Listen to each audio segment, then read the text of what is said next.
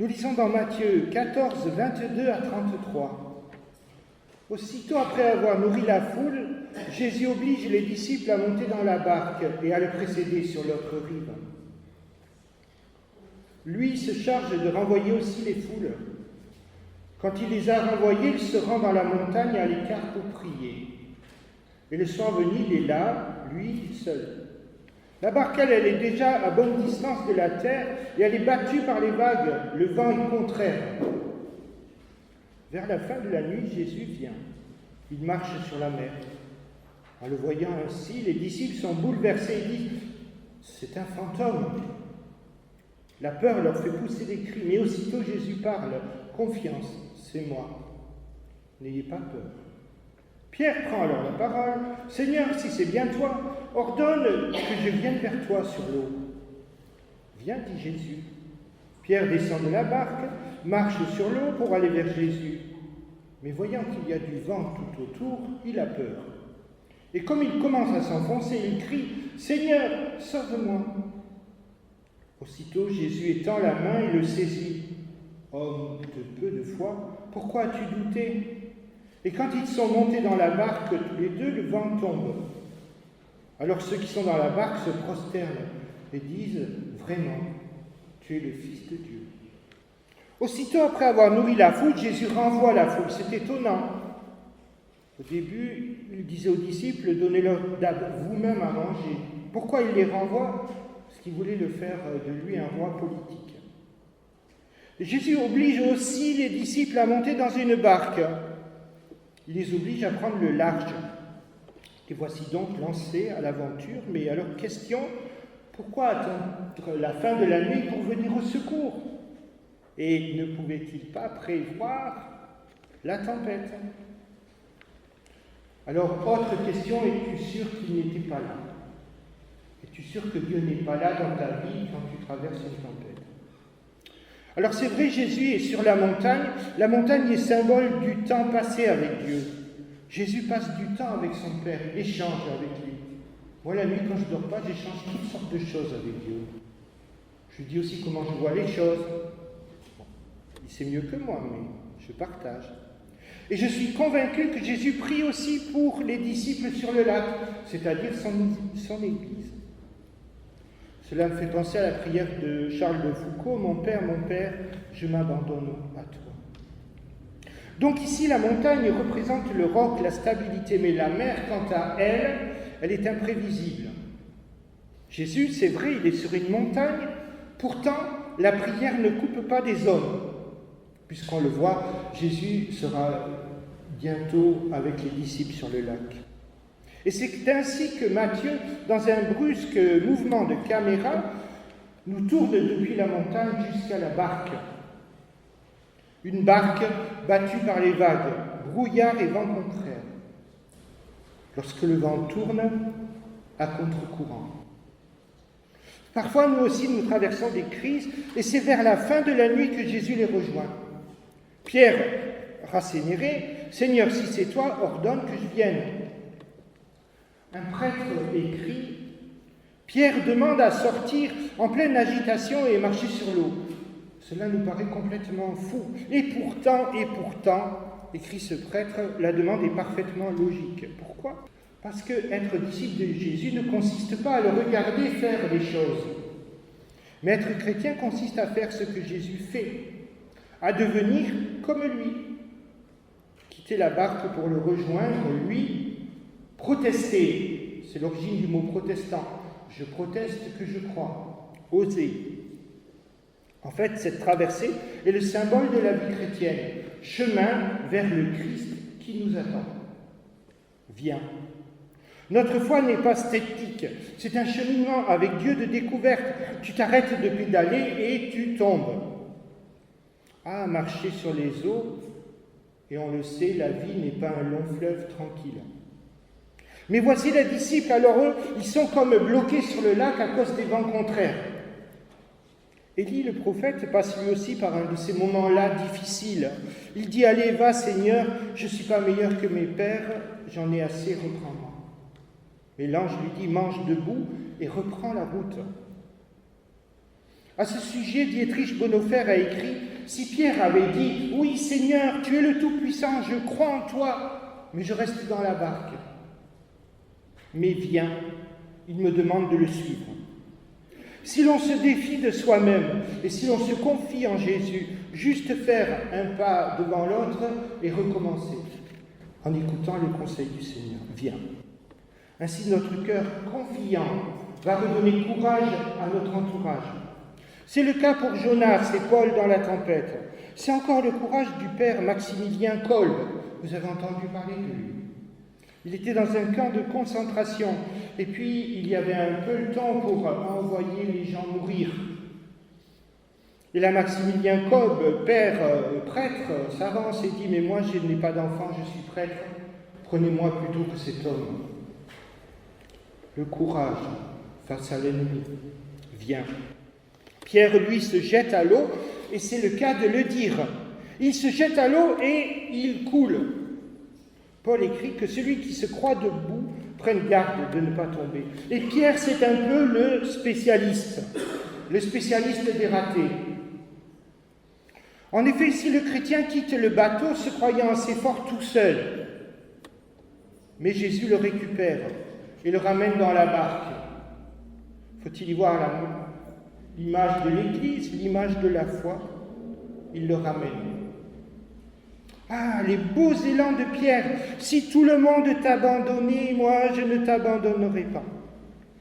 Alors un jour, quelqu'un s'est amusé à écrire une lettre à la commission des ministères. C'est mon frère qui m'a dit, c'est un fait véridique. Il a écrit à la commission des ministères, le recrutement des pasteurs, cette lettre.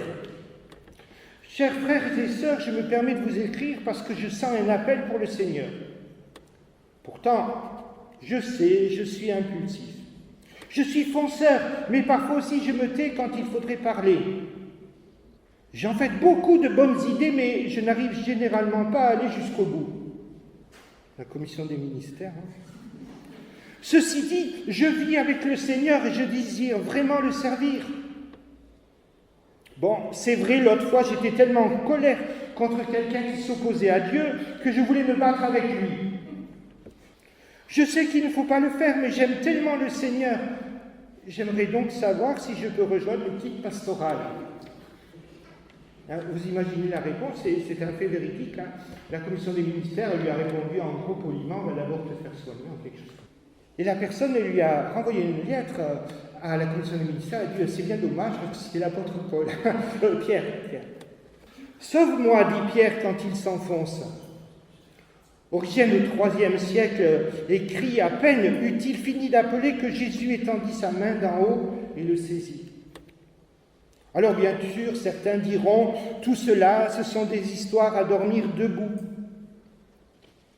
De nouveau, le prêtre de tout à l'heure répond « Eh bien, pourtant, moi, j'oserais vous parler de toutes ces êtres que j'ai rencontrés, vies brisées, et qui sont capables, malgré tout, de crier « Sauve-moi » et qui s'accrochent au Seigneur. Et c'est une réalité.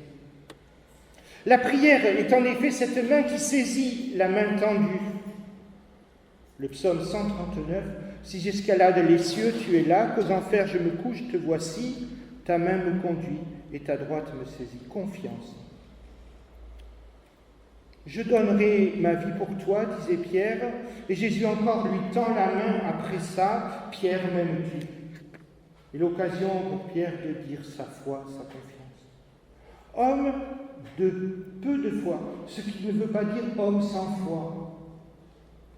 Jésus ne commence pas à faire des reproches, on ne fait pas des reproches à quelqu'un qui se noie. C'est moi, ego ennemi en grec. C'est bien d'abord ce que chante le cantique préféré des Cévenols. Cévenol, le Dieu de nos pères, n'est-il pas notre Dieu toujours, et même dans les temps de crise? Or, pour l'heure, les disciples souffrent, persécution sur le bateau, Église en proie à toutes sortes de difficultés. On a dit, si la montagne est la stabilité, la tempête ici symbolise le chaos initial. Tout est démonté, la mer est démontée, on dira les valeurs sont renversées dans la société. Et pourtant, Jésus avance. Il y a un livre de la philosophe Simone Weil qui s'appelle « La pesanteur et la grâce ». la grâce de continuer, d'avancer, de garder la paix, garder les yeux tournés vers le ciel. Seuls, nous ne pouvons pas, mais animés par le souffle de Dieu, nous tiendrons. On l'a dit, la traversée est une image, la Pâque est un passage. Rien ici-bas ne nous appartient définitivement, encore moins l'Église, même pas l'évêque, ni au surintendant. C'est un fantôme, s'écrient les disciples. Alors quand j'étais au collège, j'étais tout petit, il y avait une professeure de sciences physiques, on disait ça à l'époque, je crois. Elle voulait nous faire douter de Dieu. Vous rencontrez des fois des professeurs imbéciles un peu, dans certains domaines, sur certains points, pas pour tout. Elle voulait nous faire douter de Dieu. Ah, s'y prenait très mal. Elle nous dit, vous savez les enfants, on parlait du taux de salinité dans l'eau. On faisait des expériences toutes simples et non dangereuses de tremper un papier qui changeait de couleur. Elle nous dit, vous savez les enfants, Jésus qui marche sur l'eau, c'est n'importe quoi. Parce que sur les eaux, là-bas, au pays de Jésus, avec le taux de salinité, on peut marcher debout. Bon, déjà, c'est pas la mer morte, où est Jésus, et même sur la mer morte, on ne marche pas debout. Et moi, fils de pasteur, j'ai rien osé dire. Eh bien, oui, fils de pasteur, soumis, discipliné. Là. Mais il y a un petit enfant catholique qui lui dit « Mais madame, oui, une question, oui, mais madame, Pierre qui s'enfonce. » Bon, sortez une feuille, copie, d'interrogation. Mais c'est vrai pourtant, c'est triste, mais c'est vrai. Par contre, le texte répond à la question « Qui est Jésus ?»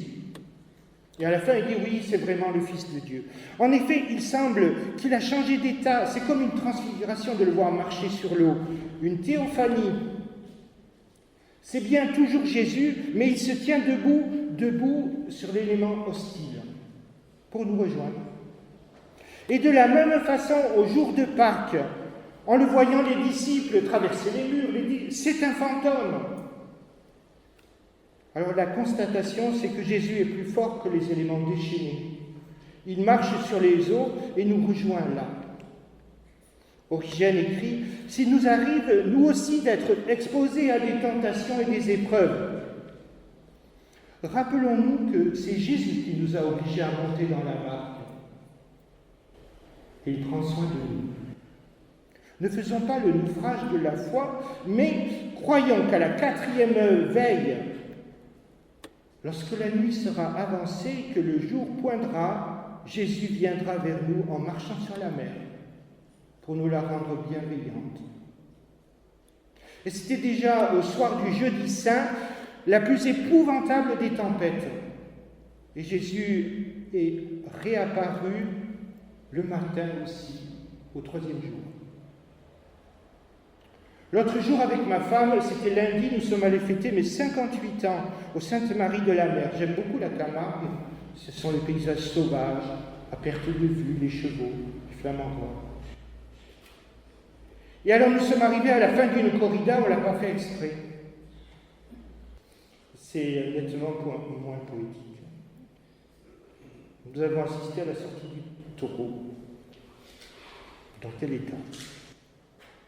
Et je me suis dit, par rapport à toutes les persécutions qu'on peut subir, que les chrétiens persécutent et les hommes subissent, je parlais des camps de concentration tout à l'heure, je me disais que Dieu a bien fait les choses, et je me l'ai dit avant, je vous le dis souvent, le corps a ses limites, et la mort, des fois, est une délivrance face aux persécuteurs.